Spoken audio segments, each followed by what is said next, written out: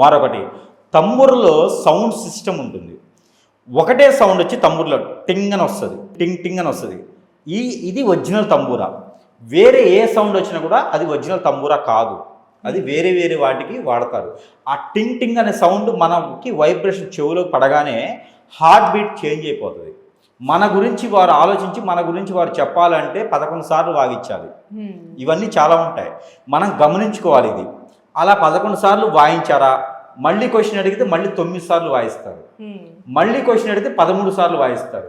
అలా question అమ్మటి question అడగగానే వాళ్ళు వాయించాలి.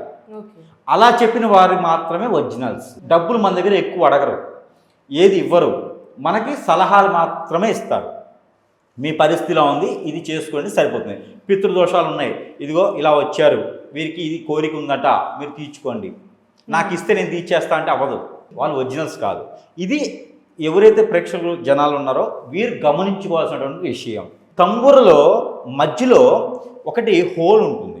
ఈ హోలు కింద పక్క ఉండాలి, పై పక్కన ఉండకూడదు. ఇవన్నీ కూడా గమనించుకోవాలి. పై పక్కన హోల్ ఉండకూడదు. అందులోనూ మద్ది, టేక చెట్లు మనకి కనిపిస్తాయి. ఇది వాళ్ళకి ఖచ్చితంగా ఉండాలి. ఇంకొకటి ఏంటంటే అతి ముఖ్యమైనటువంటి విషయం ఏంటంటే వారి దగ్గర గురిగింజలతో పాటు తులసి కూడా ఉంటుంది.